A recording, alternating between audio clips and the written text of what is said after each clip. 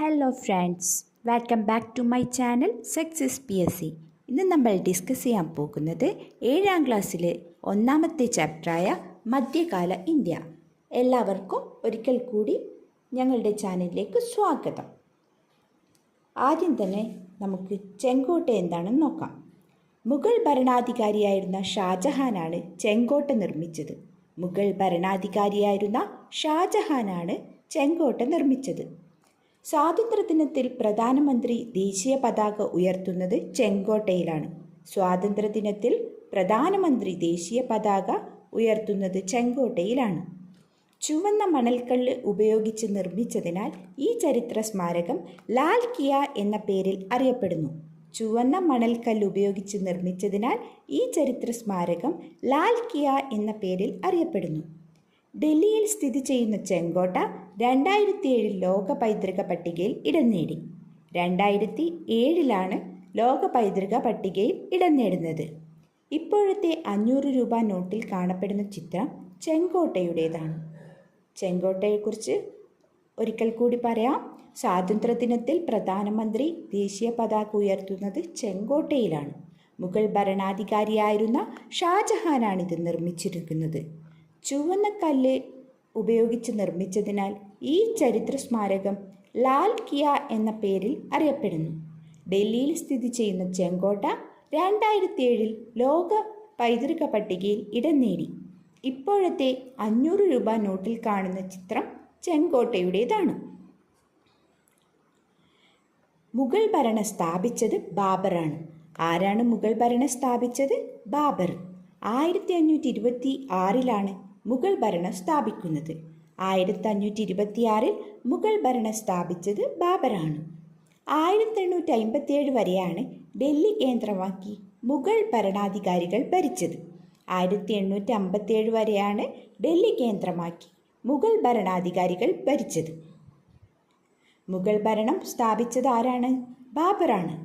1526 മുഗൾ ഭരണം സ്ഥാപിച്ചത്. 1857 വരെയാണ് ഡൽഹി കേന്ദ്രമാക്കിയിട്ട് മുഗൾ ഭരണാധികാരികൾ ഭരിച്ചത്. ഇനി പ്രധാനപ്പെട്ട മുഗൾ ഭരണാധികാരികൾ ആരെല്ലാം എന്ന് നോക്കാം.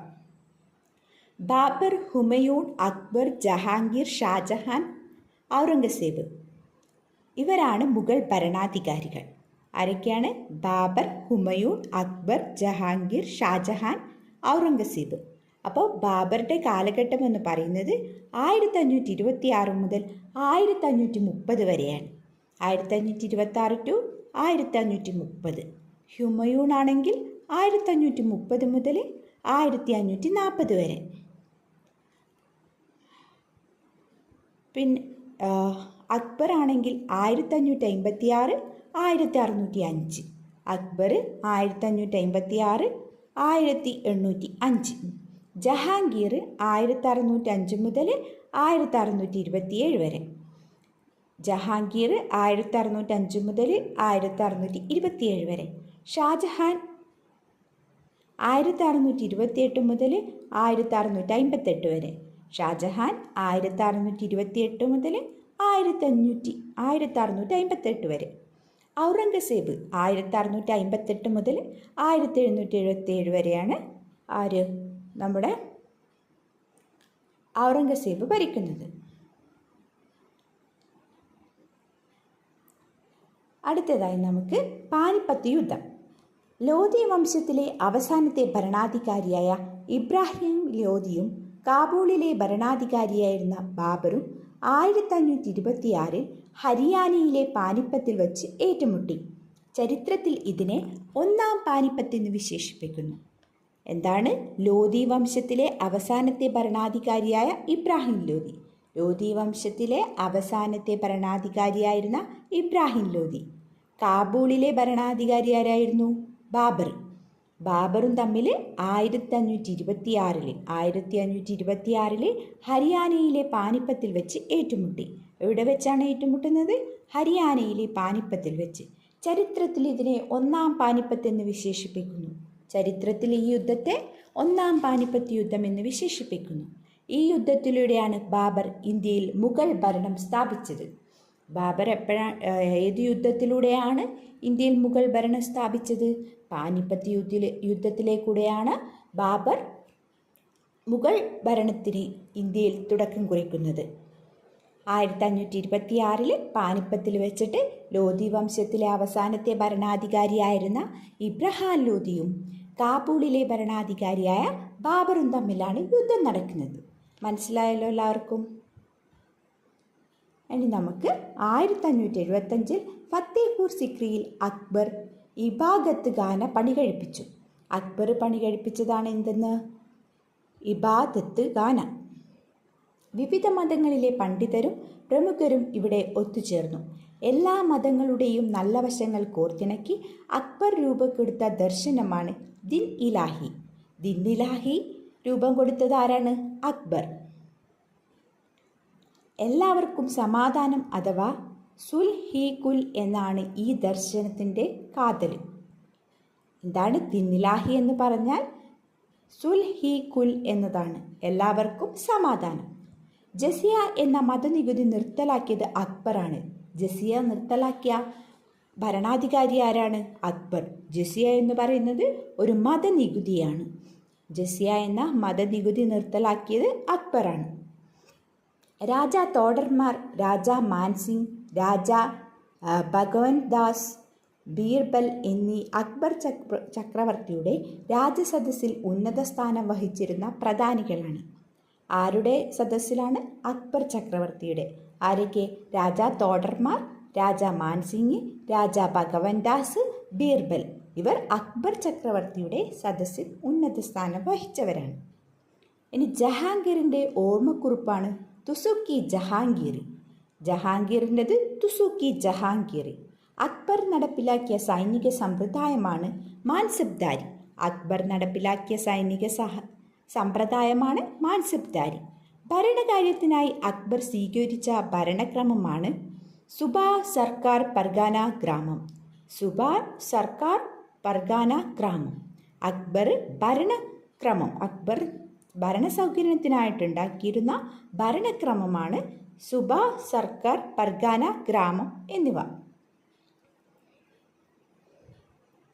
രാജ്യത്തിൻ്റെ പരമാധികാരവും സർവ്വസൈന്യാധിപനും നിയമനിർമ്മാതാവും അന്തിമ ന്യായാധിപനും ചക്രവർത്തിയായിരുന്നു. മുഗൾ ഭരണകാലത്ത് നീതിന്യായ നിർവഹണം നടത്തിയിരുന്ന തദ്ദേശീയരായ മതപണ്ഡിതന്മാരാണ് ഗാസിമാർ. ആരാണ്? മുഗൾ ഭരണകാലത്ത് നീതിന്യായ നിർവഹണം നടത്തിയിരുന്ന തദ്ദേശീയരായ മതപണ്ഡിതരാണ് ഗാസിമാർ. മുഗൾ ഭരണകാലത്ത് ഫ്യൂഡൽ സാമൂഹിക വ്യവസ്ഥയായിരുന്നു നിലകൊണ്ടിരുന്നത്. മുഗൾ ഭരണകാലത്ത് ഫ്യൂഡൽ സാമൂഹിക വ്യവസ്ഥയാണ് നിലനിന്നിരുന്നത്. മുഗൾ ഭരണകാലത്ത് ഇന്ത്യ സന്ദർശിച്ച ഫ്രഞ്ച് സഞ്ചാരിയാണ് ടവർണിയർ. ആരാണ്?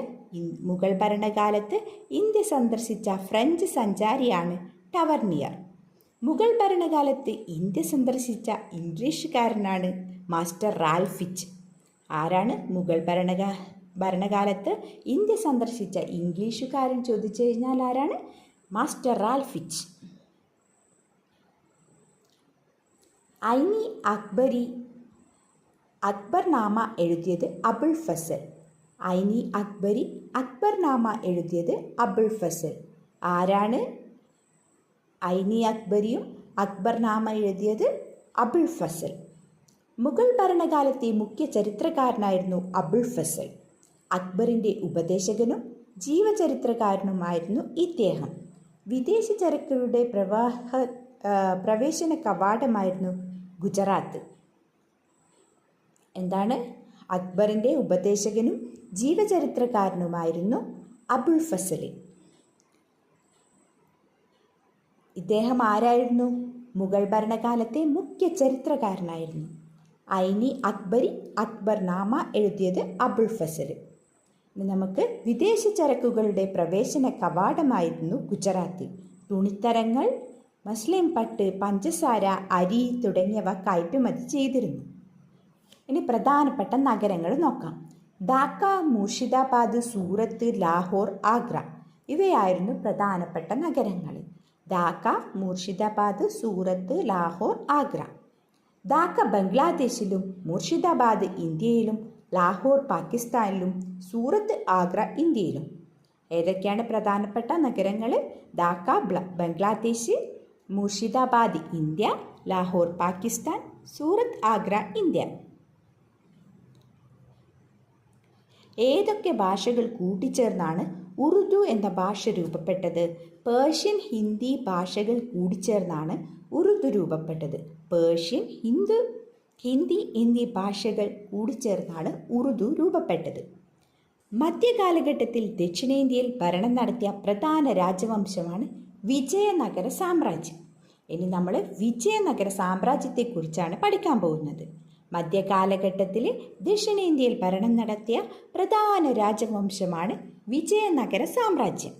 വിജയനഗരം ഒരേ സമയം ഒരു നഗരത്തിൻ്റെയും രാജ്യത്തിൻ്റെയും പേരായിരുന്നു.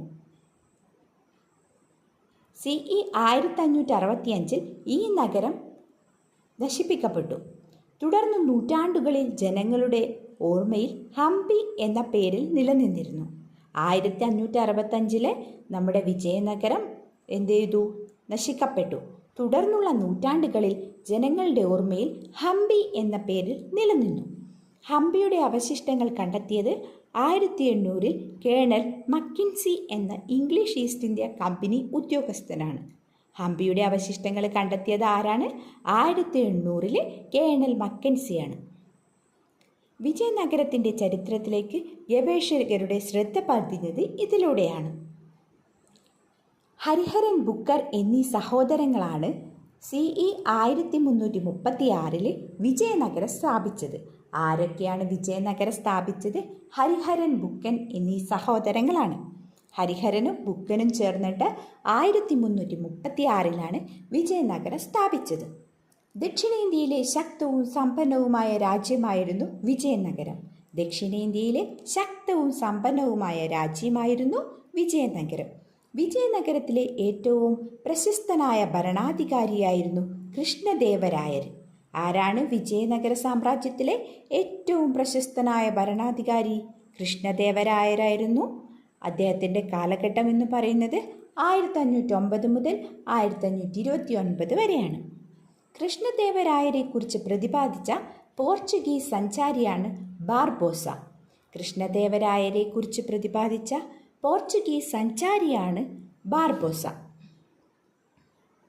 ഇദ്ദേഹത്തിൻ്റെ ഭരണകാലം രാജ്യവ്യാപനത്തിൻ്റെയും വികസനത്തിൻ്റെയും കാലഘട്ടമായിരുന്നു. ധാരാളം നിർമ്മാണ പ്രവർത്തനങ്ങൾ നടത്തി. തലസ്ഥാന നഗരമായ ഹംപിയിൽ കൂടുതൽ സൗകര്യങ്ങൾ ഏർപ്പെടുത്തി. കോട്ടകളും കൊട്ടാരങ്ങളും ക്ഷേത്രങ്ങളും പണികഴിപ്പിച്ചു. പ്രശസ്തിക്ക് മറ്റൊരു പ്രധാന കാരണം മതസഹിഷ്ണുതയായിരുന്നു. എന്തായിരുന്നു? കൃഷ്ണദേവരായരെ കുറിച്ച് പ്രതിപാദിച്ചിരുന്ന പോർച്ചുഗീസ് സഞ്ചാരിയാണ് ബാർബോസ. വിജയനഗരത്തിലെ ഏറ്റവും പ്രശസ്തനായ ഭരണാധികാരിയാണ് കൃഷ്ണദേവരായർ. ഇദ്ദേഹം എന്തു ചെയ്തു? ഭരണകാലം രാജ്യവ്യാപനത്തിൻ്റെയും വികസനത്തിൻ്റെയും കാലഘട്ടമായിട്ടാണ് അറിയപ്പെടുന്നത്. ധാരാളം നിർമ്മാണ പ്രവർത്തനങ്ങൾ നടത്തി. തലസ്ഥാന നഗരമായ ഹംപിയിൽ സൗകര്യങ്ങൾ ഏർപ്പെടുത്തി. കോട്ടകളും കൊട്ടാരങ്ങളും ക്ഷേത്രങ്ങളും പണികഴിപ്പിച്ചു. മതസഹിഷ്ണുതയായിരുന്നു ഇദ്ദേഹത്തിൻ്റെ ഏറ്റവും പ്രധാനപ്പെട്ട മറ്റൊരു പ്രത്യേകത. എല്ലാ മതങ്ങളെയും ഒരുപോലെ പരിഗണിച്ച ആളായിരുന്നു കൃഷ്ണദേവരായർ. വിവിധ മതസ്ഥർക്ക് അവരുടേതായ വിശ്വാസങ്ങൾ നിലനിർത്തിക്കൊണ്ട് ജീവിക്കാനുള്ള എല്ലാ സ്വാതന്ത്ര്യവും അനുവദിച്ചിരുന്നു. കല, സാഹിത്യം, സാംസ്കാരിക മേഖലകളും ഇക്കാലത്ത് ശ്രദ്ധേയമായ പുരോഗതി കൈവരിച്ചു. അവ്യക്തമാല്യത, ജാംബവതി കല്യാണം എന്നീ കൃതികൾ രചിച്ചു. അവ്യക്തമാല്യത, ജാംബവതി കല്യാണം എന്നീ കൃതികൾ രചിച്ചത് കൃഷ്ണദേവരായരാണ്. തെലുങ്ക്, കന്നഡ, തമിഴ് സാഹിത്യങ്ങളെ അദ്ദേഹം പ്രോത്സാഹിപ്പിച്ചു. തെലുങ്ക്, കന്നഡ, തമിഴ് സാഹിത്യങ്ങളെ പ്രോത്സാഹിപ്പിച്ചു. അഷ്ടദിഗ്ഗജൻ എന്നറിയപ്പെടുന്ന പണ്ഡിതൻ കൃഷ്ണദേവരുടെ സദസ്സിനെ അലങ്കരിച്ചു. അഷ്ടദിഗ്ഗജങ്ങൾ എന്ന അറിയപ്പെടുന്ന പണ്ഡിത സദസ്സ് ആരുടേതായിരുന്നു? കൃഷ്ണദേവരെ സദസ്സിനെ അലങ്കരിച്ചു. ഇനി ഭരണ സംവിധാനം. രാജവാഴ്ചയായിരുന്നു നിലനിന്നിരുന്നത്. ഭരണ സൗകര്യത്തിനായി രാജ്യത്തെ മണ്ഡലങ്ങൾ അല്ലെങ്കിൽ പ്രവിശ്യകൾ നാടുകളെ ജില്ലകൾ, സ്ഥലം ഉപജില്ലകൾ, ഗ്രാമങ്ങൾ എന്നിങ്ങനെ വിഭജിച്ചു. എന്താണ്? രാജവാഴ്ചയാണ് നിലനിന്നിരുന്നത്. ഭരണസൗകര്യത്തിനായി രാജ്യത്തിനെ മണ്ഡല്, നാടുകൾ, സ്ഥലം, ഗ്രാമങ്ങൾ എന്നിങ്ങനെ വിഭജിച്ചു. രാജാവിനെ സഹായിക്കാൻ മന്ത്രിസഭയുണ്ടായിരുന്നു. മന്ത്രിമാരെ തരം താഴ്ത്തുന്നതിനും ശിക്ഷിക്കാനുമുള്ള അധികാരം രാജാവിനുണ്ടായിരുന്നു. നീതി നിർവഹണത്തിനായിട്ട് വിവിധ തലങ്ങളിൽ കോടതികൾ സ്ഥാപിച്ചു. എന്താണ്? നീതി നിർവഹണത്തിനായിട്ട് വിവിധ തലങ്ങളിൽ കോടതികൾ സ്ഥാപിച്ചു. അപ്പീൽ അധികാരി രാജാവ് തന്നെയായിരുന്നു. ചെറിയ കുറ്റങ്ങളും തൊഴിൽപരമായ പ്രശ്നങ്ങളും ഗ്രാമങ്ങളിലെ കോടതിയിൽ തന്നെ കൈകാര്യം ചെയ്തിരുന്നു. വിജയനഗരത്തിലെ ഭരണ സംവിധാനത്തിൽ പ്രധാന പങ്ക് വഹിച്ചവരായിരുന്നു നായകന്മാരും അമരനായകന്മാരും. ആരൊക്കെയാണ് വിജയനഗരത്തിലെ ഭരണ സംവിധാനത്തിൽ പ്രധാന പങ്ക് വഹിച്ചത്? നായകന്മാരും അമരനായകന്മാരുമാണ്. സൈനിക മേധാവികൾ അറിയപ്പെട്ട പേരാണ് അമരനായകന്മാർ.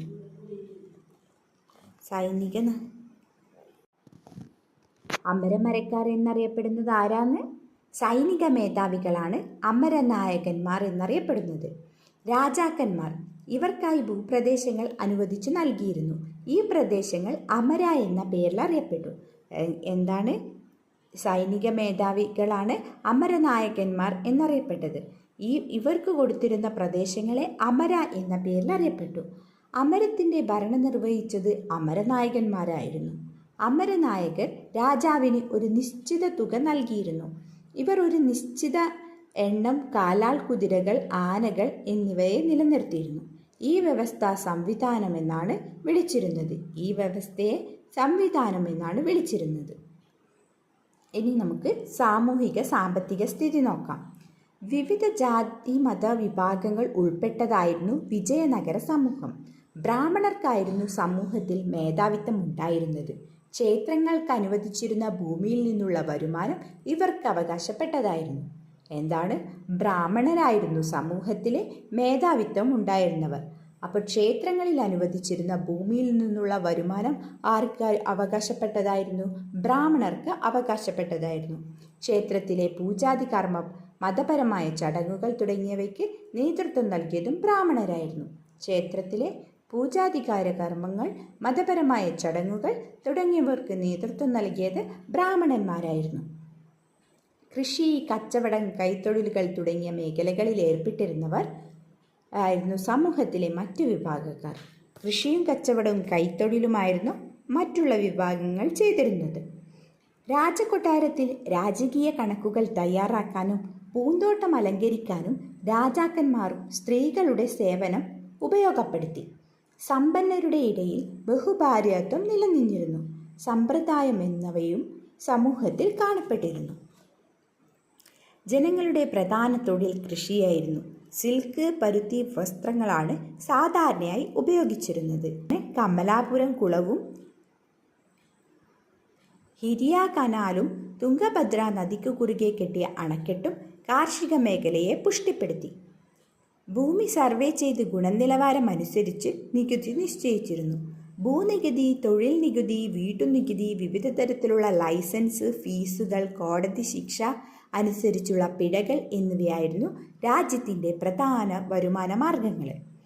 എന്തൊക്കെയായിരുന്നു? ഭൂനികുതി, തൊഴിൽ നികുതി, വീട്ടുനികുതി, വിവിധ തരത്തിലുള്ള ലൈസൻസ് ഫീസുകൾ, കോടതി ശിക്ഷകൾ അനുസരിച്ചുള്ള പിഴകൾ എന്നിവയാണ് രാജ്യത്തിൻ്റെ പ്രധാനപ്പെട്ട വരുമാന മാർഗം. ഇന്ത്യ ഒരു വലിയ വ്യാപാര കേന്ദ്രമായി വികസിച്ച വിജയനഗരത്തിലേക്ക് ഇന്ത്യയുടെയും ലോകത്തിൻ്റെയും വിവിധ ഭാഗങ്ങളിൽ നിന്ന് വ്യാപാരികൾ എത്തിച്ചേർന്നു. പോർച്ചുഗീസുകാർക്കും അറബികൾക്കുമായിരുന്നു വിദേശ വ്യാപാരത്തിൻ്റെ കുത്തകയുണ്ടായിരുന്നത്. ആർക്കൊക്കെയാണ്? പോർച്ചുഗീസുകാർക്കും അറബികൾക്കുമായിരുന്നു വിദേശ വ്യാപാരത്തിൻ്റെ കുത്തക ഉണ്ടായിരുന്നത്. ചൈന, ശ്രീലങ്ക എന്നീ രാജ്യങ്ങളുമായി വ്യാപാരം നടത്തി.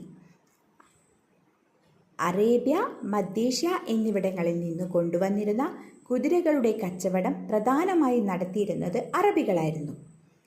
അറേബ്യ, മധ്യേഷ്യ എന്നിവിടങ്ങളിൽ നിന്ന് കൊണ്ടുവന്ന കുതിരകളുടെ കച്ചവടം നടത്തിയത് അറബികളായിരുന്നു. കുതിരകൾ കച്ചവടത്തിലെ പ്രധാന ഇനമായിരുന്നു. കുതിര കച്ചവടത്തിൽ ഏർപ്പെട്ടിരുന്ന പ്രാദേശിക കച്ചവടക്കാർ കുതിരച്ചെട്ടികൾ എന്നറിയപ്പെട്ടു. എന്താണ്? കുതിര കച്ചവടത്തിൽ ഏർപ്പെട്ടിരുന്ന പ്രാദേശിക കച്ചവടക്കാർ കുതിരച്ചെട്ടികൾ എന്നറിയപ്പെട്ടു. കാലക്രമേണ അറബികളെ പിന്തള്ളി പോർച്ചുഗീസുകാർ ഈ കച്ചവടത്തിൻ്റെ നിയന്ത്രണം ഏറ്റെടുത്തു. അറബികളെ പിന്തള്ളിക്കൊണ്ട് പോർച്ചുഗീസുകാർ ഈ കച്ചവടത്തിൻ്റെ നിയന്ത്രണം ഏറ്റെടുത്തു. വ്യാപാരത്തിൽ നിന്നുള്ള വരുമാനം രാഷ്ട്രത്തിൻ്റെ സമ്പദ് വ്യവസ്ഥയെ ശക്തിപ്പെടുത്തി. നഗരത്തിൽ നിന്നു ലഭിച്ച ചൈനീസ് മൺപാത്രങ്ങൾ ചൈനയുമായി ഉള്ള ബന്ധത്തെ സൂചിപ്പിച്ചു. ഇനി സംസ്കാരം. ഹസാര രാമക്ഷേത്രം, വിതലസ്വാമി ക്ഷേത്രം, വിരുപാക്ഷ ക്ഷേത്രം, ലോട്ടസ് മഹൽ, ഹംപി. ഇതൊക്കെയാണ് ഹസാര രാമക്ഷേത്രം, വിതലസ്വാമി ക്ഷേത്രം, വിരുപാക്ഷ ക്ഷേത്രം, ലോട്ടസ് മഹൽ, ഹംപി. വേദങ്ങളുടെയും ശാസ്ത്രങ്ങളുടെയും പഠനത്തിനു വേണ്ടി നിരവധി പഠനശാലകൾ സ്ഥാപിച്ചു. കൃഷ്ണദേവരായരെ പോലുള്ള രാജാക്കന്മാർ കലകളുടെയും സാഹിത്യത്തിൻ്റെയും സംരക്ഷകരായിരുന്നു. ദ്രാവിഡ ശില്പരീതിയിലാണ് അന്ന് കൂടുതലായും പ്രാബല്യത്തിൽ ഉണ്ടായിരുന്നത്. ഗോപുരങ്ങൾ എന്നറിയപ്പെടുന്ന ഭീമാകാരങ്ങളായ ക്ഷേത്ര കവാടങ്ങളാണ് വിജയനഗർ ശില്പകലയുടെ മറ്റൊരു പ്രധാന സവിശേഷത. ഗോപുരങ്ങൾ എന്നറിയപ്പെടുന്ന ഭീമാകാരമായ ക്ഷേത്ര കവാടങ്ങളാണ് വിജയനഗർ ശില്പകലയുടെ പ്രധാനപ്പെട്ട മറ്റൊരു സവിശേഷത. ഇക്കാലത്ത് തെലുങ്ക് സാഹിത്യമാണ് ഏറ്റവും കൂടുതൽ വികാസം പ്രാപിച്ചത്. കൂടാതെ നിരവധി സംസ്കൃത കൃതികൾ വിവിധ പ്രാദേശിക ഭാഷകളിലേക്ക് വിവർത്തനം ചെയ്യപ്പെട്ടതും ഇക്കാലത്താണ്. ഇനി വിജയനഗരത്തിലെ രാജാക്കന്മാരെ നോക്കാം. സംഗമ രാജവംശത്തിൽപ്പെടുന്നവരാണ് ഹരിഹരൻ ബുക്കർ. സംഗമ രാജവംശത്തിലാണ് ഹരിഹരനും ബുക്കനും. സാലുവ രാജവംശമാണ് നരസിംഹ സാലുവ. സാലുവ രാജവംശമാണ് നരസിംഹ സാലുവ. തുളു വംശത്തിലുള്ളവരാണ് വീരനരസിംഹനും കൃഷ്ണദേവരായരും. തുളുവ വംശത്തിൽപ്പെട്ടവരാണ് വീരനരസിംഹനും കൃഷ്ണദേവരായരും. അരവിന്ദു വംശമാണ് തിരുമലയും വെങ്കിടവൻ ഒന്നാമനും. അരവിന്ദു വംശത്തിൽപ്പെട്ടവരാണ് തിരുമലയും വെങ്കിടരും. അപ്പോൾ ഇവരാണ് വിജയനഗര സാമ്രാജ്യത്തിലെ രാജാക്കന്മാർ. ഇത്രയുമാണ് ഈ ചാപ്റ്ററിൽ നമുക്ക് പഠിക്കാനുള്ളത്. അടുത്ത ചാപ്റ്ററുമായി നമുക്ക് വീണ്ടും കാണാം. ഓക്കേ.